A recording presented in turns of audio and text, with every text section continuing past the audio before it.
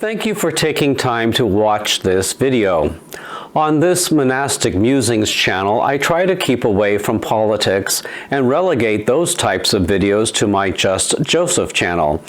However, over the past weekend, a line was crossed between governance and religion here in the United States of America, making it imperative that any serious Catholic with any kind of platform, however modest, must speak out and protest a government which is openly stealing fundamental rights from all citizens. I speak of the blasphemous AI image of President Trump dressed in the white cassock of a pope and sporting a bishop's mitre, an image which the president himself posted on his failing social media site.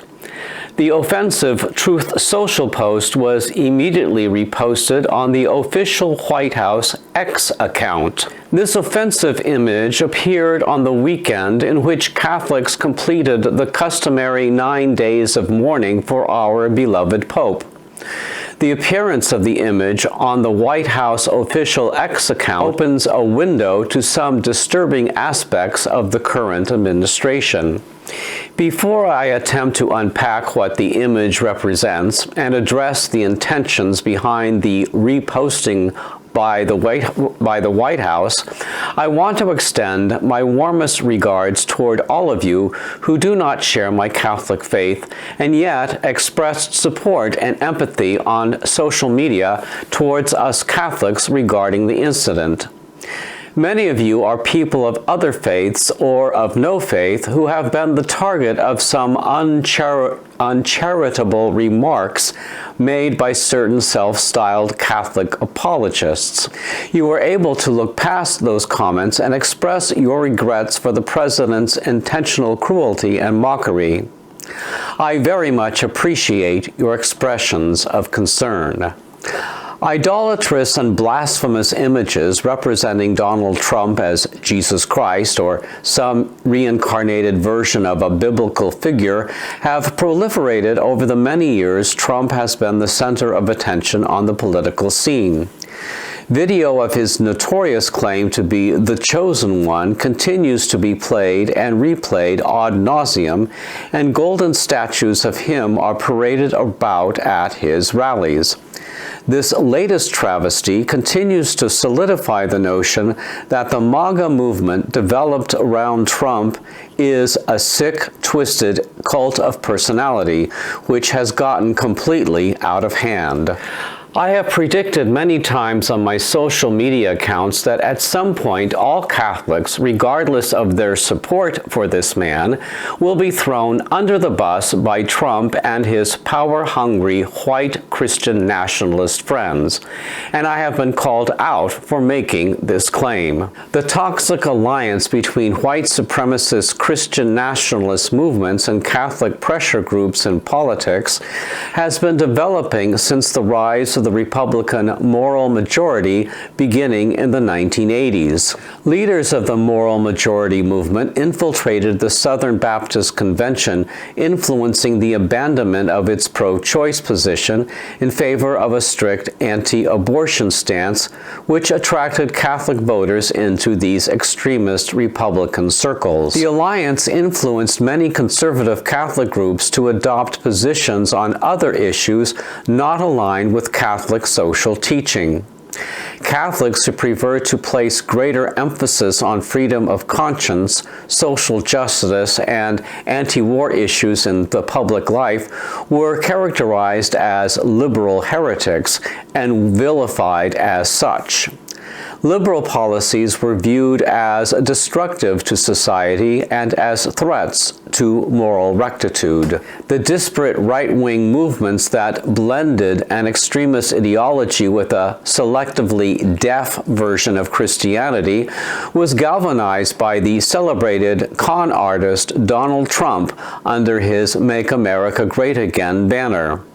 And here we are today. For those so-called pro-life Catholics who voted for Donald Trump in hopes of seeing a nationwide abortion ban without exceptions in all 50 states, I have a question. How is that going for you? In the 100-plus days since Trump took office, there has been no legislative action in this regard.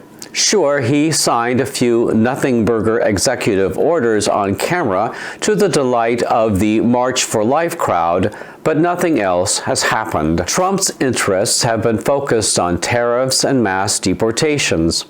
There is nothing pro-life about his administration, which is best characterized as a despotic regime. No legislative actions are being taken regarding abortion bans because these are not and have never been popular with the vast majority of Americans.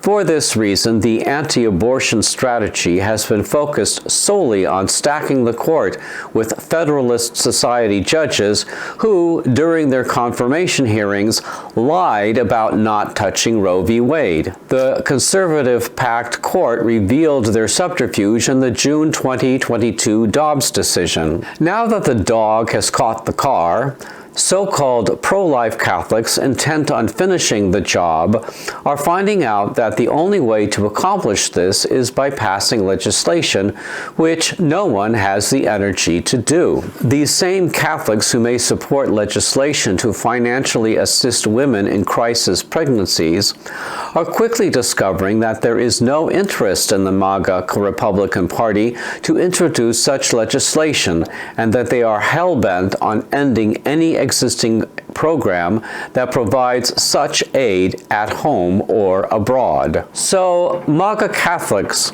considering all the above, along with the blasphemous image of Trump as Pope posted on the White House official X account, what did you gain by voting this man into office? I hold that the MAGA evangelicals, who are now part of the Trump White House, have never been interested in the unborn, and certainly not anyone already born.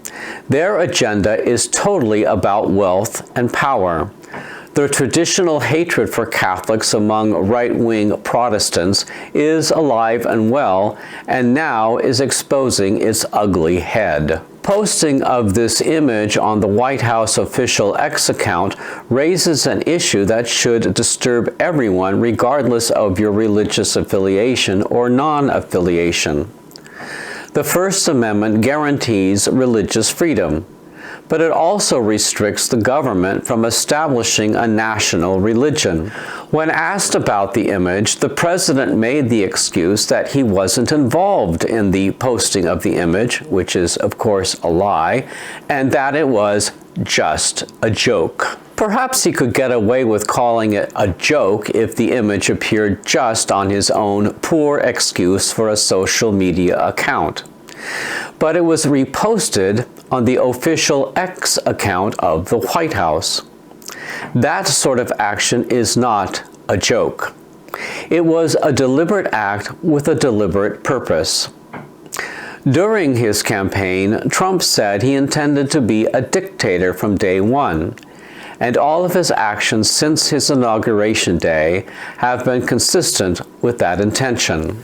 Trump is planning his own birthday celebration with a dictator-style military parade. Posting the image of himself dressed as the head of a worldwide religion is to impress upon all of us his intent to establish himself as the head of a national church, much like Henry VIII back in the 16th century England.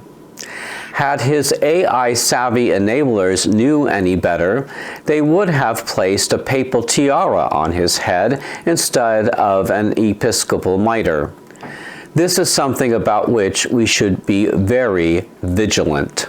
I want to close by commenting on the tepid response from the U.S. Catholic hierarchy.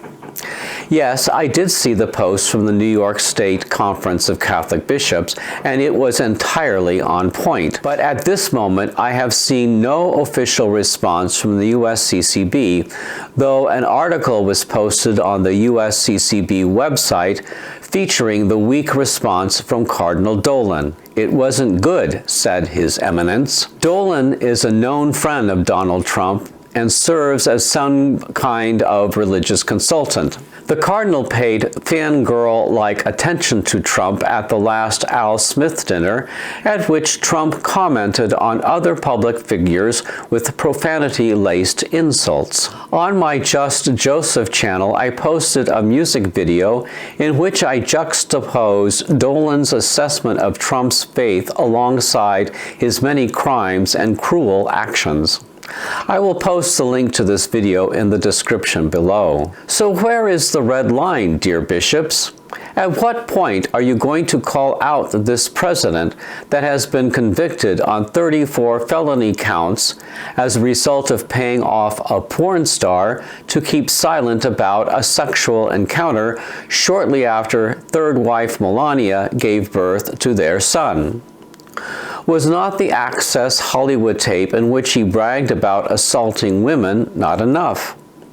Has his being held liable for sexually abusing E. Jean Carroll, was that not a bridge too far? Was it not enough that he encouraged a mob of his supporters to storm the U.S. Capitol on January 6, 2021, intent upon murdering the vice president? Are not the multiple kidnappings of brown-skinned human beings off our streets and shipping them off to a foreign gulag without due process not enough to publicly condemn him?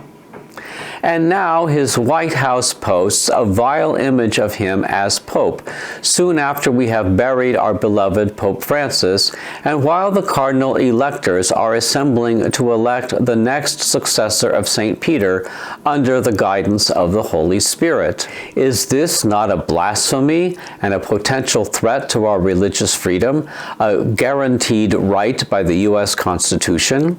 I could go on detailing the thinly veiled support for Donald Trump by many U.S. Catholic bishops over the past 10 years, but I have no more than 15 minutes in which to make my case here. The opposition to Pope Francis on the part of U.S. bishops has been obvious to me and many other Catholics. I cannot imagine the cardinals choosing a pope who will recreate the feudal church for which some bishops ardently long. That ship sailed when Pope St. Paul VI renounced the papal tiara some 60 years ago. It isn't coming back. I do hope and pray that in the next pontificate, the U.S. Church will find its way back to a unified and collegial model envisioned by Vatican II, and continue to be a listening synodal church as inaugurated by Pope Francis.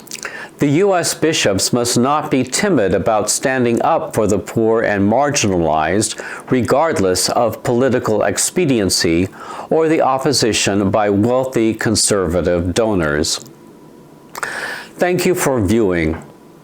Peace be with you.